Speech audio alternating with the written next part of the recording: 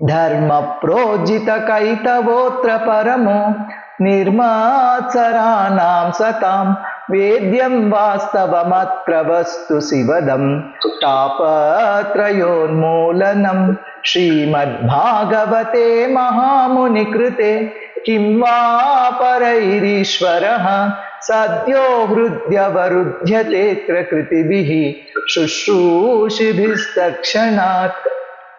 Dharma, religiosity. Projihita, completely rejected. Kaitavaha, covered by fruitive intention. Atra, herein. Paramaha, the highest. Nirmatsaranam, of the 100% pure in heart. Satam, devotees. Vedyam, understandable. Vastavam, factual. Atra, herein. Vastu, substance. Shivadam, well-being. Kapatraya, threefold miseries. Unmulanam, causing uprooting of. Śrīmad, beautiful. Bhagavate, the Bhagavata Purana. Mahamuni, the great sage Vyasadeva. Krite, having compiled. Kim, what is. Va, the need. Parai, others. Ishvaraha, the Supreme Lord. Sadhyaha, at once. Hridi, within the heart. Avarudhyate, becomes compact. Atra, herein. Kritibihi, by the pious men. Shushrushibihi, by culture. Takshanat, without delay. Translation. Completely rejecting all religious activities which are materially motivated. This Bhagavat Purana propounds the highest truth which is understandable by those devotees who are fully pure in the heart. The highest truth is reality distinguished from illusion for the welfare of all. Such truth uproots the threefold miseries. This beautiful Bhagavatam, compiled by the great sage Vyasadeva in his maturity, is sufficient in itself for God realization. What is the need of any other scripture? As soon as one attentively and submissively hears the message of Bhagavatam, by this culture of knowledge, the Supreme Lord is established within his heart. Purport. Religion includes 4 primary subjects, namely pious activities, dharma, economic development, artha, satisfaction of the senses, kama, and finally liberation from material bondage, moksha. Irreligious life is a barbarous condition. Indeed, human life begins when religion begins. That means dharma begins. Eating, sleeping, fearing, and mating are the 4 principles of animal life. These are common both to animals and to human beings. But religion is the extra function of the human being. Without religion, human life is no better than animal's life.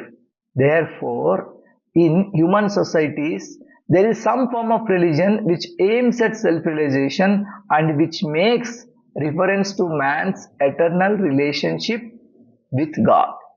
In the lower stages of human civilization, there is always competition to lord it over the material nature, or in other words, there is a continuous rivalry to satisfy the senses. Driven by such consciousness, man turns to religion. He thus performs pious activities or religious functions in order to gain something material. But if such material gains are obtainable in other ways, then so-called religion is neglected. This is the situation in modern civilization. Man thriving economically, so at present he is not very interested in religion. Churches, mosques or temples are now practically vacant. Men are more interested in factories, shops and cinemas than in religious places which were erected by their forefathers. This practically proves that religion is performed for some economic gains. Economic gains are needed for sense gratification. Often when one is baffled in the pursuit of sense gratification, he takes to salvation and tries to become one with the Supreme Lord. Consequently, all these states are simply different types of sense gratification. Yeah, in these first 2 paragraphs, what Srila Prabhupada is telling that the difference between animal life and human life is dharma. For any religion, there are 4 purusharthas, dharma, artha, kama and moksha, and one strives for these four things, being a human being. But however, people follow some basic dharma, some kind of dharma, only for getting some wealth. And why they are trying to get wealth is to enjoy senses, kama. From dharma, people are expecting artha. From artha, people are expecting kama. And when they are frustrated with they are not getting sufficient kama, then they take it to become one with the Supreme Lord and trying to merge into the Supreme Lord. That is a kind of moksha. So basically all these four things, dharma, artha, kama, moksha, is for sense gratification only it's happening. When because of that only people are trying to follow some dharma. But what happens if they are getting artha through some other means, like in this Kali Yuga, in this age, people are getting to different means artha, then they are neglecting dharma altogether. That means there is no dharma at all. That is the kind of dharma which is aimed at getting artha and kama, and when frustrated leading to so-called moksha, that is to be rejected. Dharma projita kaitavotra paramaha. That is the dharma that is to be rejected. Dharma projita kaitavotra paramaha. In the Vedas, the above mentioned activities are prescribed in the regulative way so that there will not be any undue competition for sense gratification. But Śrīmad-Bhāgavatam is transcendental to all these sense gratificatory activities.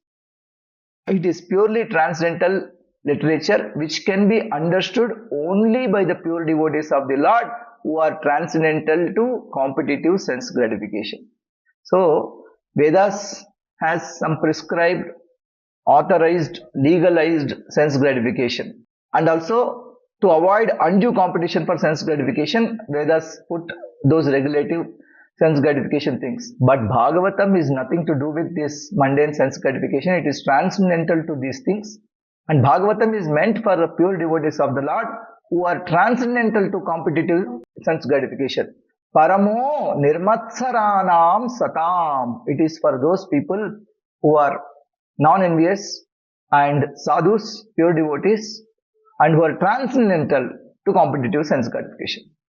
In the material world, there is a keen competition between animal and animal, man and man, community and community, nation and nation. Srila Prabhupada wrote this purport years back, more than 50 years back, and now still we see the same thing is going on. Animal is fighting with animal, sometimes man is fighting with animals, and man that we see every day, so many cases, and community, nation and nation. So many countries are fighting with other countries, neighboring countries, we see this. But the devotees of the Lord rise above such competition. So devotees don't participate in such competition for sense gratification. In fact, Srila Prabhupada said that I am establishing a competition-less society. I want to establish a competition-less society. ISKCON is that. They do not compete with the materialists because they are on the path back to Godhead where life is eternal and blissful. Such transcendentalists are non-envious. So he is talking about Paramo Nirmatsaranam Satam. The transcendentalists who are Nirmatsaranam, not envious and pure in heart. Satam. In the material world, everyone is envious of everyone else, and therefore there is competition. But the transcendental devotees of the Lord are not only free from material envy, but are well-wishers to everyone, and they strive to establish a competition-less society with God in the center. So, the idea is to set up a competition-less society where God is in the center. The contemporary socialist conception of a competition-less society is artificial because in the socialist state there is a competition for the post of the dictator. Srila Prabhupada is talking about socialism. The concept of socialism is that where everybody is equal, people say that we should get social justice based on the caste, creed and religion. We should have reservation, we should be this, we should be that. But again, in that kind of society also there are so many competitions. Who becomes the chief minister, who becomes the prime minister, who becomes that leader. So in real sense, the very people who are actually trying to establish a competitionless society are competing for the post. From the point of view of the Vedas or from the point of view of common human activities, sense gratification is the basis of material life. So why everybody is competing? Sense gratification. There are three paths mentioned in the Vedas. One involves fruitive activities to gain promotion to better planets, karma kanda. Another involves worshipping different demigods for promotion to the planets of the demigods. That is, in one sense, jnana kanda. And other involves realizing the absolute truth and his impersonal feature and becoming one with him. This is something like moksha, marga. The impersonalist aspect of the absolute truth is not the highest. Above the impersonal feature is the Paramatma feature, and above this is the personal feature of the absolute truth or Bhagavan. Śrīmad-Bhāgavatam gives information about the absolute truth in his personal feature.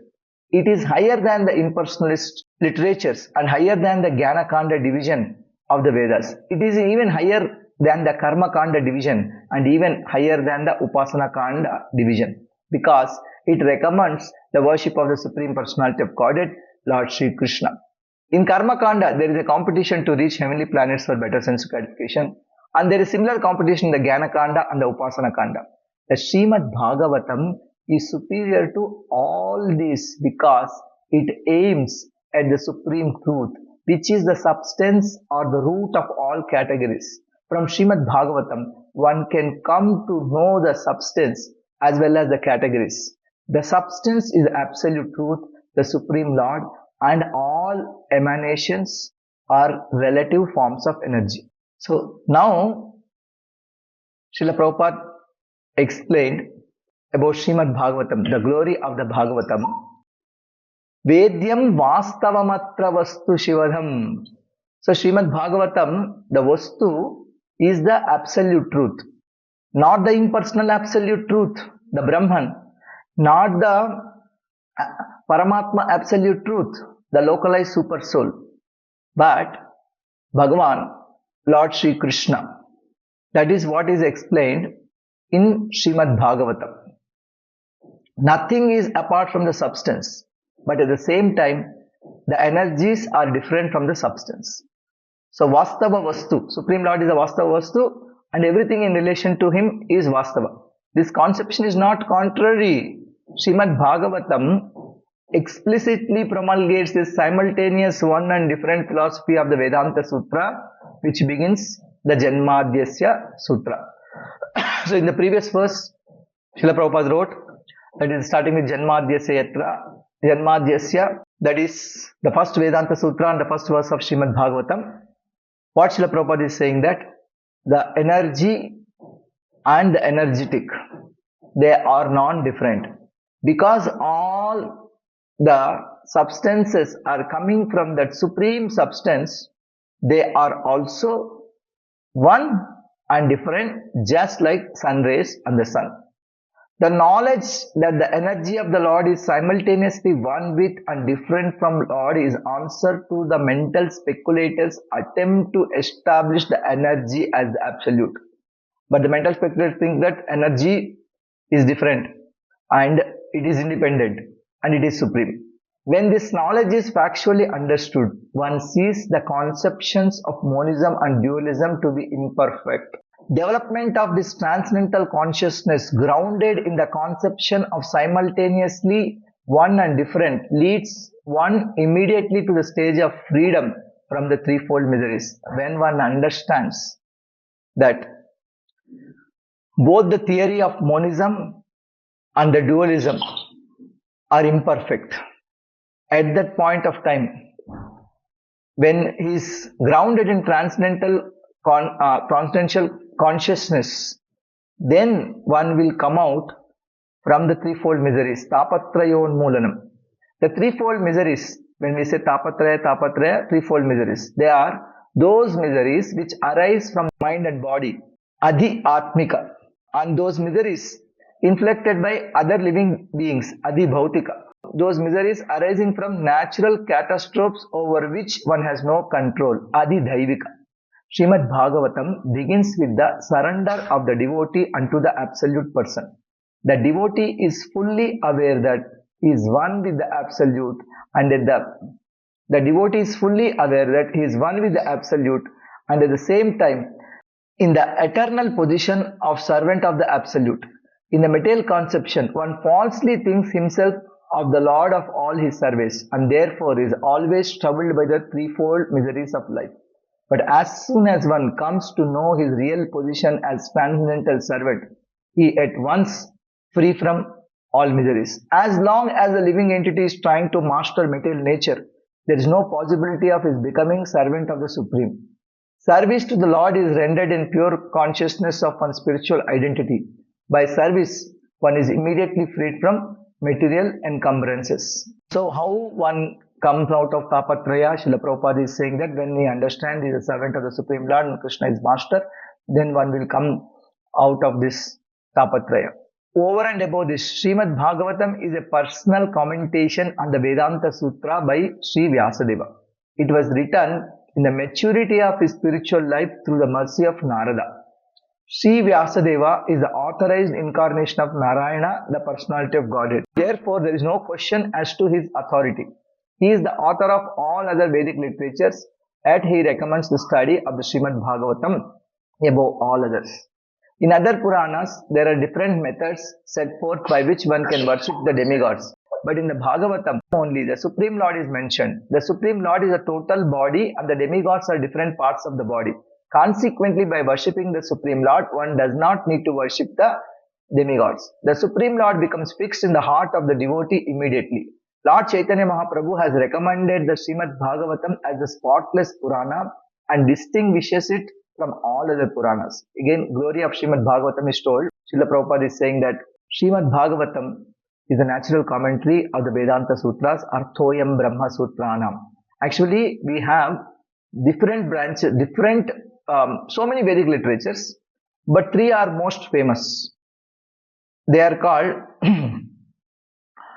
first is they are called Prasthanatrayam, the liberating three, Prasthanatrayam. First is Shruti Prasthanam, the Upanishads, which are mentioned in every Veda. Shruti Prasthanam, the Upanishads, principal Upanishads, the 11 Upanishads, the 10 plus 1, and also the 108 Upanishads in general. They are called Shruti Prasthanam. And Bhagavad Gita, which is a part of Smriti, that is called Smriti Prasthanam. And also Vedanta Sutras, they are called Nyaya Prasthanam. Shruti Prasthanam, Smriti Prasthanam, Nyaya Prasthanam. These three types of Prasthanas are called Prasthanatrayam. That means the liberating three. But Śrīmad-Bhāgavatam is the commentary of all those three things. And it is written by Vyasadeva in his full maturity. So though after writing all those things, he was not happy, finally after writing Śrīmad-Bhāgavatam, he became happy. So different other Puranas may be teaching us about the worship of different devatas. But Bhagavatam is only recommending worshipping the Supreme Lord, Krishna. Worshipping the devatas is like worshipping different parts of the body because they are angas of the Supreme Lord. One who worships the Supreme Lord need not worship the devatas separately, but we discussed the other day the two types of devata worshippers, those who worship them for sense gratification, that is not recommended. But there are others who respect them as the angas of the Supreme Lord and they see in them the Supreme Lord, just like seeing Surya Narayana in Surya Mandala, in sun, that is, and worshipping Surya, that is recommended, like that, with that attitude. The proper method for receiving this transcendental message is to hear submissively, Shushrushubihi. A challenging attitude cannot help but realize this transcendental message. One particular word is used herein for proper guidance. This word is Shushrushu. One must be anxious to hear this transcendental message. The desire to sincerely hear is the first qualification. So Śrīmad-Bhāgavatam, if somebody has to hear, there is the first qualification is Shushrushubihi tat kshanad. One who is Shushrushu he only can understand Śrīmad-Bhāgavatam. Less fortunate persons are not at all interested in hearing this Śrīmad-Bhāgavatam. The process is simple, but the application is difficult. Unfortunate people find enough time to hear idle social and political conversations. But when invited to attend a meeting of devotees to hear Śrīmad-Bhāgavatam, they suddenly become reluctant. Sometimes professional readers of the Bhagavatam immediately plunge into the confidential topics of the pastimes of the Supreme Lord, which they seemingly interpret as sex literature. Śrīmad-Bhāgavatam is meant to be heard from the beginning. Those who are fit to assimilate this work are mentioned in the shloka. One becomes qualified to hear Śrīmad-Bhāgavatam after many pious deeds. The intelligent person with thoughtful discretion can be assured by the great sage Vyasadeva that he can realize the Supreme Personality directly by hearing Śrīmad-Bhāgavatam. Without undergoing the different stages of realization set forth in the Vedas, one can be lifted immediately to the position of Paramhamsa simply by agreeing to receive this message. Anybody has any question and comment, we can discuss. We are already over time. One question we can take. If you don't have a question, I have a question for you. Who wrote this verse? Suraj Prabhu?